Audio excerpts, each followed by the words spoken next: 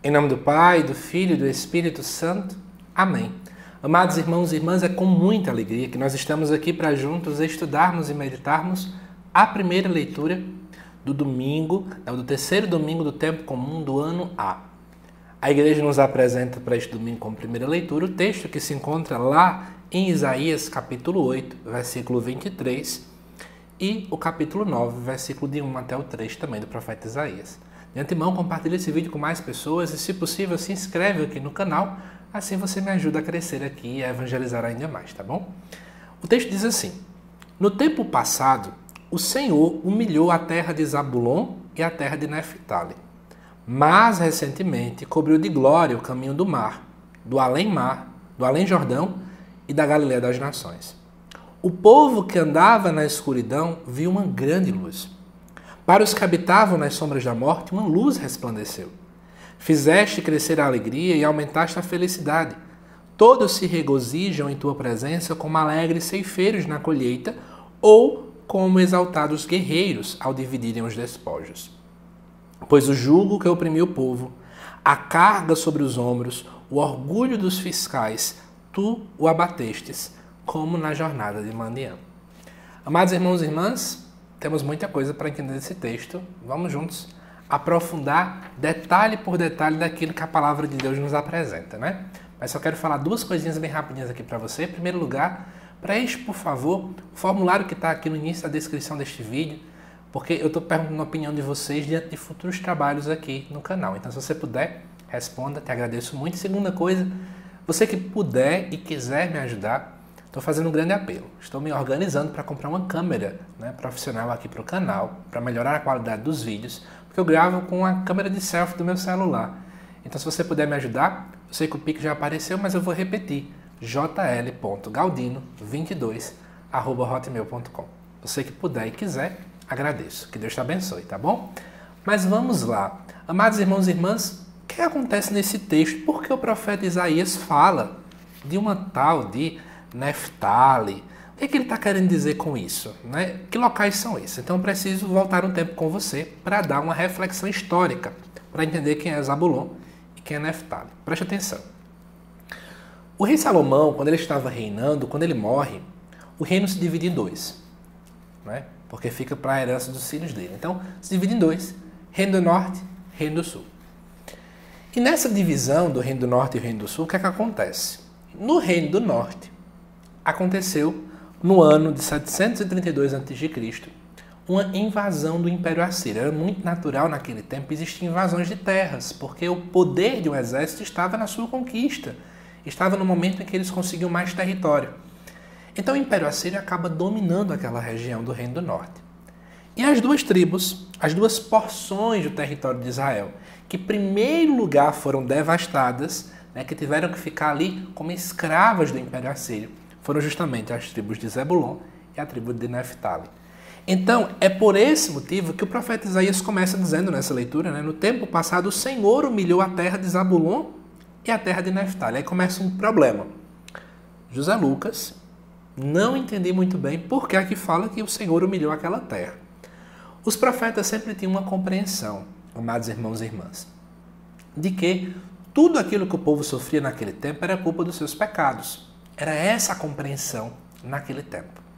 Então a visão era: nós não fomos fiéis à vontade de Deus, nós não fomos fiéis à voz do Senhor, nós não fomos fiéis a isso, aquilo, aquilo outro. Então Deus, por causa desta realidade, Ele agora vai jogar sobre nós um castigo. Foi mais ou menos isso que aconteceu. Ele jogou sobre a nossa vida um castigo, Ele pesou sobre nós, Ele colocou isso sobre nós, por isso que o autor coloca: o Senhor humilhou essas terras. De fato, Deus acaba humilhando aquele povo. É nesse contexto, tá bom? Não estou querendo dizer que Deus quer o sofrimento de ninguém, mas é a compreensão daquele momento. E essas duas terras ficavam, inclusive, na parte baixa, da Galileia. Então, é importante deixar isso claro para você. E aí, continuando, depois vai dizer assim: mas recentemente cobriu de glória o caminho do mar, do além-mar e da Galileia das nações. É mais ou menos essa a ideia que ele coloca, Então, o que acontece? O profeta Isaías, olhando para esse texto, ele vai nos dizer o quê? Ele começa nos falando do sofrimento de um povo perante os inimigos, só que na verdade ele, né, Deus cobra de glória aquele povo. Só que na verdade no hebraico a gente percebe que ainda não tinha acontecido isso. O profeta Isaías, mediante um sofrimento que o povo estava vivenciando, porque até o capítulo 40 do profeta Isaías, ele fala de uma situação em que ainda estão exilados, ele desperta esperança no coração do povo. Em meio ao sofrimento, o profeta traz luz, o profeta traz esperança. Primeira chave de leitura nossa. O que nós estamos fazendo em meio ao sofrimento? Porque tem gente que é pessimista. Em meio ao sofrimento, não procura luz, não procura alegria, não procura uma saída. Procura mais reclamação, procura mais negatividade, procura mais tristeza. Nós temos que fazer como o profeta Isaías. Mas vamos continuar. Quando ele vai colocar isso, né, cobriu de glória o caminho do mar, do além-mar e da galeria das nações, é para falar que sim, em algum momento, aquele povo que antes estava subjugado ao Império Assírio, eles vão realmente sair deste exílio. E aí, amados irmãos e irmãs, chega no capítulo 9, que vai dizer: o povo que andava na escuridão viu uma grande luz. Ou seja, o povo que estava exilado, que estava sofrendo com o Império Assírio, verá uma grande luz. Sempre entenda mais no futuro, tá bom? Para os que habitam nas sombras da morte, uma luz vai resplandecer, né? E aí, é interessante o que o profeta coloca do versículo 2 em diante. Ó. Fizeste crescer a alegria, aumentaste a felicidade, todos se regozijam com tua presença, como alegres ceifeiros na colheita, ou como exaltados guerreiros ao dividirem os despojos. Ou seja, duas realidades que era comum naquele tempo. O povo guerreava muito, então quando você está alegre porque você está vendo tudo que a gente conquistou, que ganhou, é algo bom. Após a colheita, alegria de novo, né? Porque o jugo que oprimia o povo, né, a carga sobre os ombros, o orgulho dos fiscais, isso aqui reflete os impostos que o Império Assírio cobrava, né? Aquilo que o povo tinha que sofrer nos ombros, o peso caía sobre eles. Tudo isso foi embora. Porque Deus de fato abateu, ou vai abater no caso, como na jornada de Madian. E o que seria essa jornada, para quem não entende, né? Na verdade, vai nos dizer, lá no Antigo Testamento, que Deus deu ao seu povo, por meio de Gedeão, uma vitória humanamente impossível. E essa vitória é chamada de jornada de Madian, ou seja, aquilo que é impossível aos olhos humanos, aquilo que humanamente falando é impossível, Deus realizou ali. Da mesma forma, Deus realiza agora no meio do povo. E eu trago para a gente hoje, aquilo que para nós parece que é impossível, Deus ele pode realizar. Deus ele é especialista em realizar impossíveis. Então não tem para que ter medo. Mas para finalizar o nosso vídeo, eu trago 3 chaves de atualização desse texto. A primeira delas, como eu já falei para vocês, o profeta Isaías ele traz esperança, ele anuncia a luz. Mesmo que ninguém tinha motivo para ser feliz, mesmo que ninguém tivesse motivo algum para ter esperança, para se alegrar. Às vezes a gente tem que entender isso, né? Eu posso não ter motivo nenhum, razão nenhuma, mas Deus ele traz razões.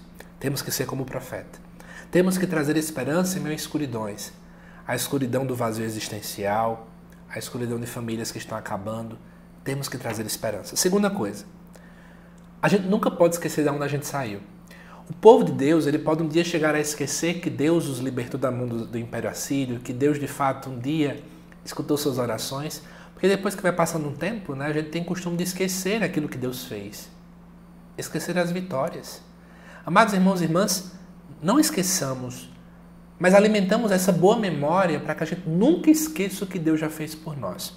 E por fim, eu trago uma questão para você, uma pergunta para sua reflexão. Quais os nossos jugos de hoje, né?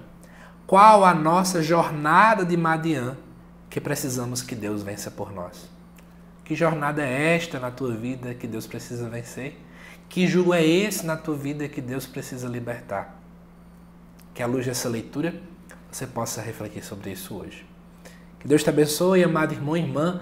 Você que gostou deste vídeo, compartilhe com mais pessoas e se inscreva aqui no canal. Assim você ajuda este trabalho a crescer. Até mais.